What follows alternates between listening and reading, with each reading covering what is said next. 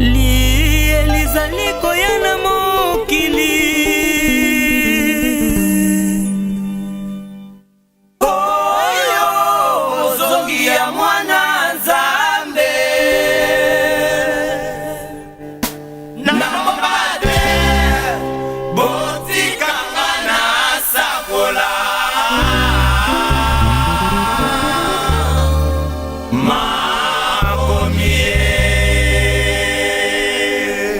Matthieu 7, 22-23.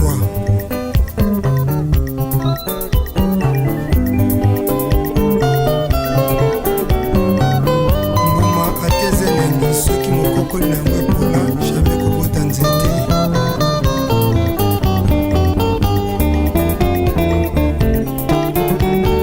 Ayo masiya ngana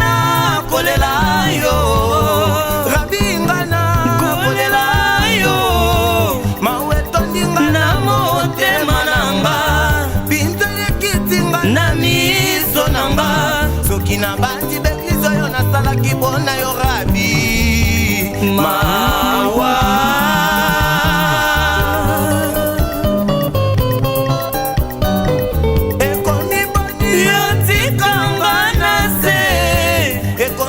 ngai nasanga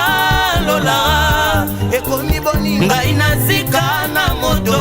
soki na bandi miracle oyo nasalaki mpona yo rabi mawa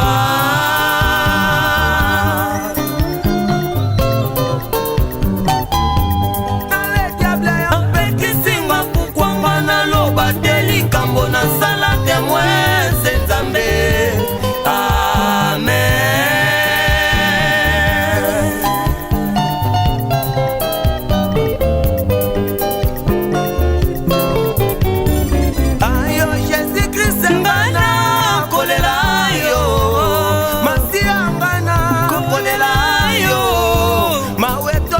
na motema nanga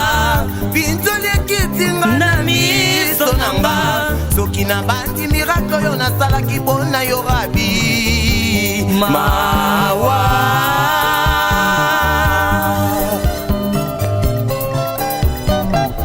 ekomi boni yo tikanga na se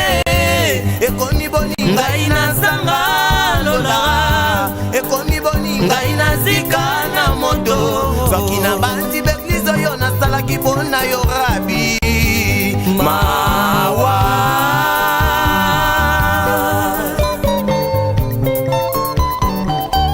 satan le diable apekisinga kukwanga naloba te likambo nasala temoin se Nzambe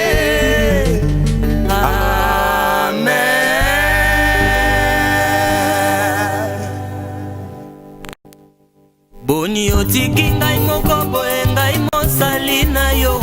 eputa na mokili ngai babengaka nga paster moto ntango nalekaka na nzela balobelaka ngai wana mosali ya Nzambe lelo yotiki nga senye lobelanga nayeba hei mpona senga bolimbisi nzoto ekomi ya kosikanga etikali na ngai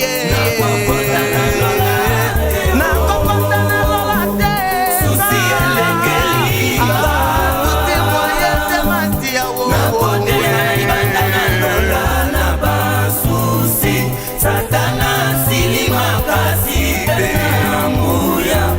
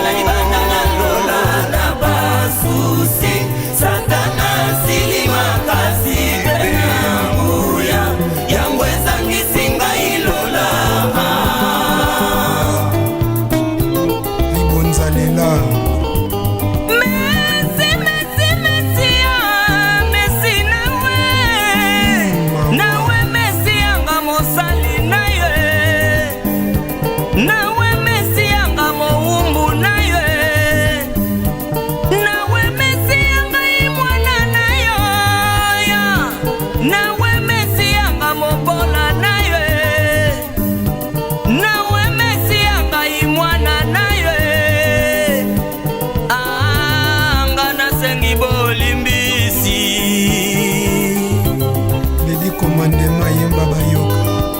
bolimbisi ezalaka avant jugema lelo mokolo na jugema bolimbisi ezali te longwa liboso na ngai yeye nayebi yo te natikala pikuyiba yo te twaki kometeli nikite banda kosala bikamwa ya molimo kasi ya mosuni te yawe yobosaninga Sinai yawe yotikinga yawe kai moto nazalaka moyembi monene kai moto nazalaka motei monene tala lelo natikali na libanda na lola satana kosinga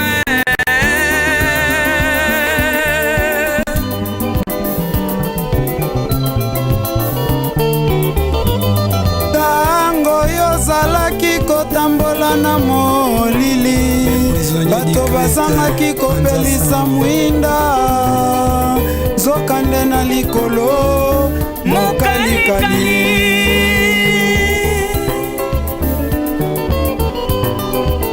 oyo kotaki ndangona bakisi oyo bebisaki papa te na nzambe oyo komisaki mwinda nde molili basali na nzambe pososola loyembo oyo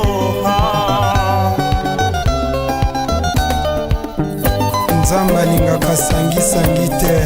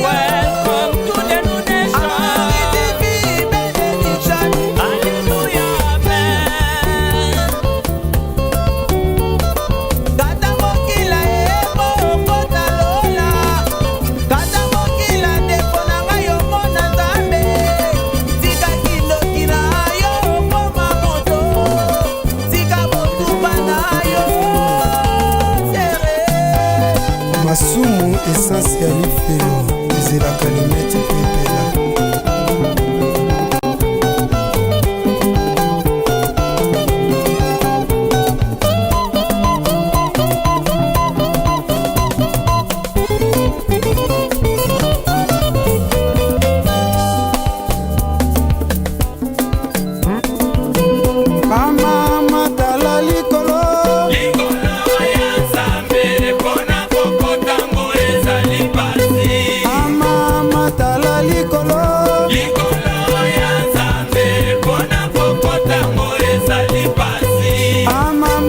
jalo salaka